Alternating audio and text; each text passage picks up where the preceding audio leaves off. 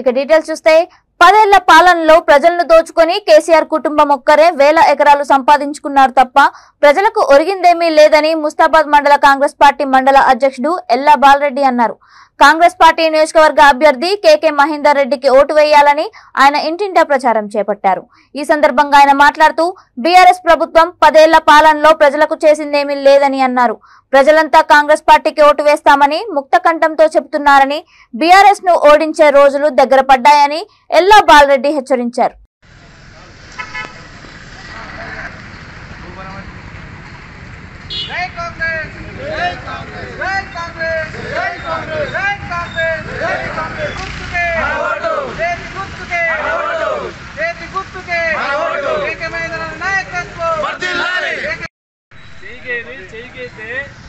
రైతులకు మనకు క్వింటల్కు 5 కిలోలు ఖర్చు చేస్తుంది, 5-6 కిలోలు ఖరీదు కదా. కాంగ్రెస్ పార్టీ అధికారంకి వస్తే క్వింటల్కు 500 రూపాయలు ఎక్కువ ఇస్తుంది, బోనస్ 500 ఎక్కువ ఇస్తుంది. ఎందుకంటే ఏం అన్నం పెడుతున్నాం మనం. కొత్త రేషన్ కార్డులు ముందు రావాలంటే కాంగ్రెస్ పార్టీకి ఎత్తినట్టు, లేకపోతే మూడోసారి కూడా కేటీఆర్ కు చంద్రశేఖర్ ఓటేస్తే మరి టీకి ఉండి ఓటేసిండు.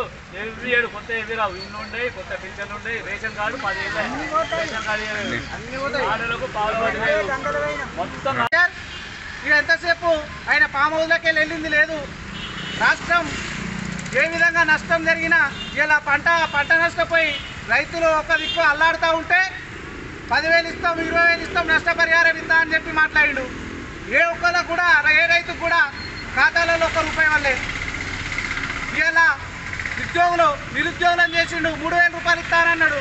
ఎవరిని కూడా ఇవ్వలే. ఇలా ఉద్యోగాలు కేసీఆర్కి వచ్చింది, కేటీఆర్కి వచ్చింది, వాళ్ళ బిడ్డకి వచ్చింది, వాళ్ళ అల్లుడికి వచ్చింది, వాళ్ళ ఉంచుకున్నోనికి వచ్చింది, వాళ్ళ ఇంటి అవతలకి వచ్చింది, ఇంటి ముందటానికి వచ్చింది. అన్ని త్వరలకే మరి ఇలా పదవులు కానీ వాళ్ళకే. ఇలా ముస్తాబాద్ మండలంలో చూసినట్టయితే ఏ పదవి చూసినా వాళ్ళే, ఎన్ని చూసినా కానీ వాళ్ళే. మరి ఇలా ఈ ప్రజలు ఇవన్నీ గమనిస్తూ ఉన్నారు.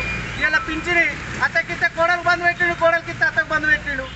వాళ్ళే మాట్లాడుతున్నారు, చాలు బిడ్డ చూసినాం, 10 ఏళ్ళు చూసినాం, ఈసారి ఖచ్చితంగా చేయి గుర్తు కోటేస్తాం, ఖచ్చితంగా ఎవరైనా కాంగ్రెస్ పార్టీని ఖచ్చితంగా గెలిపిస్తామని చెప్పి జనాలే మాట్లాడుతూ ఉన్నారు. ఏం లేదు, పైసల్ని నమ్ముకున్నారు. ఇక కేటీఆర్కు భయం పుట్టింది. కాంగ్రెస్ పార్టీ వస్తే దోసుక తింటదట. ఏడ దోసుక తిన్నదో ప్రజలు చూస్తూ ఉన్నారు. కేసీఆర్కు 600 ఎకరాలు, కేటీఆర్కు 2,000 ఎకరాలు, కవితమ్మకు 2,000 ఎకరాలు, ఆమె పెట్టే వాచ్ 25 లక్షలు, వేసుకునే నెక్లెస్ 50 కోట్లు, ఉండే ఇల్లు 200 కోట్లు, హరీష్ రావుకు 6,000 ఎకరాలు, సంతోష్ రావుకు 3,000 ఎకరాలు. ఎవరు దోసుకు తిన్నాడు ఈ 10 ఏళ్లల్లా? ప్రజలందరూ చూస్తున్నారు. కాంగ్రెస్ పార్టీ 55 సంవత్సరాలు పాలించినప్పటికీ ఈ విధంగా దోపిడీకి ఎప్పుడు గురి కాలేదు. ప్రజలకు సేవ చేసింది.